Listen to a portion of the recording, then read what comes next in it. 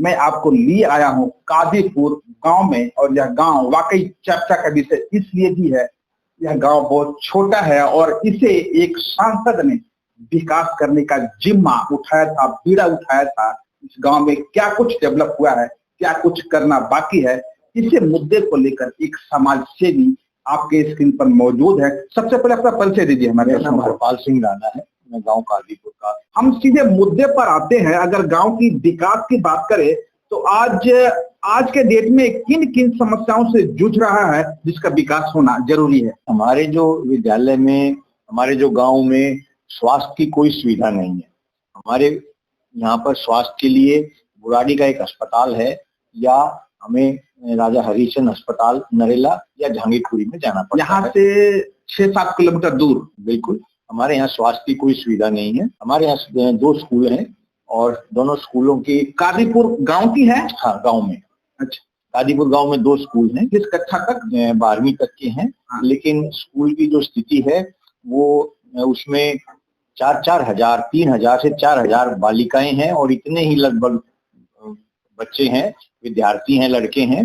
School की जो building है बहुत छोटी है, जिसकी वजह से एक एक कक्षा में 50 से लेकर 100 बच्चों को बैठना पड़ता है। स्कूल की स्थिति हमारे यहाँ पर बहुत अच्छी नहीं है। चूंकि ये गांव है तो काफी पुराना गांव होगा, और इस गांव में कोई चौपाल? हमारे कादीपुर में कोई चौपाल नहीं है, लेकिन कादीपुर के 2 पार्ट हैं, एक कुशक नंबर 1 और एक कुशक नंबर 2। दोनों में एक एक चौपाल बनी हुई है। अभी दोबारा से उनको दोबारा से बनाने की कार्रवाई भी कुछ महीने से भारत सरकार के द्वारा, डीडीए के द्वारा की जा रही है। कादीपुर गांव अगर सही से हम पूछे तो किस समाज समुदाय के लोग रहते हैं? इसमें जो है जाट जाति के रहते हैं, ब्राह्मण जाति के रहते हैं और झिमर जाति के, 3 जातियों के रहते हैं। लगभग सब तीनों की आबादी अगर हम बात करें तो 100 भी नहीं है, 200 से 250 लोगों की आबादी कुल है गाँव। पार्षद कौन है और कहाँ रहते हैं? यहाँ का पार्षद उसका नाम, महिला का नाम मैं नहीं जानता हूँ, कुछ ही दूरी पे रहते हैं। और विधायक कौन है यहाँ का? यहाँ का संजीव झा। संजीव झा विधायक है। क्या वो इस गांव में विधायक जी कभी आए हैं? हाँ, विधायक आता है इस गांव में। और जब भी कभी आपके जानकारी में विधायक फंड से कोई काम? हमारी जानकारी में कोई एक काम पिछले 10 वर्षों में हमारे गांव में सिर्फ एक काम हुआ है। पानी की पाइपलाइन डली है, जो कि 1 साल पहले। 9 वर्षों में हमारे गांव में सीवर सिस्टम है? नहीं है अभी तक। गांव कितना पुराना होगा तकरीबन? गांव 200-250 साल पुराना है। जहां हम बैठे हैं वो चारों तरफ एक हवेली का रूप दिख रहा है, इसका क्या अस्तित्व है?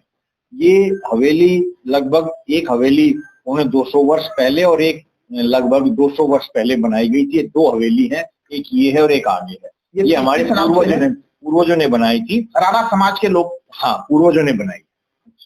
ये दीवार देख के तो लगता है कि कहीं कुछ अलग मुगल अंग्रेजों से नहीं, ये बनी मुगल राज में ही है, आज से 200 वर्ष पहले। लेकिन ये हमारे जो दादाजी थे उन्होंने बनाया। अब हम ये बताइए, पिछले 2 टर्म के रह चुके सांसद या अभी हैं तत्कालिक सांसद इस गांव में आए हैं? हाँ, आते हैं। क्या आपकी जानकारी में ऐसा कुछ है कि उसके सांसद फंड से कुछ काम यहाँ? एक लगभग पहले टर्म में उन्होंने यहाँ वाईफाई लगवाया, जो कि फ्री वाईफाई, दिल्ली का भी और शायद उत्तर प्रदेश का पहला फ्री वाईफाई लगा था।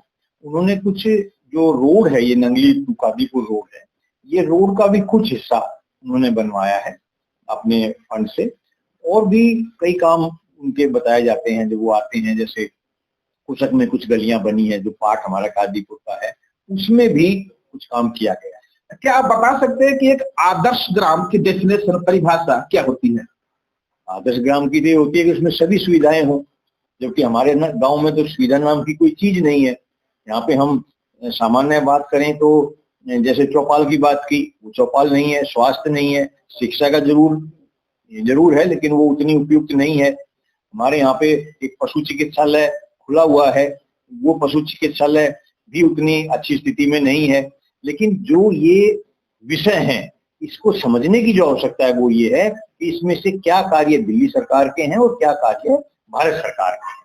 जो मुख्य बात है, स्वास्थ्य दिल्ली सरकार का है, शिक्षा दिल्ली सरकार का है, पशु चिकित्सालय दिल्ली सरकार का है।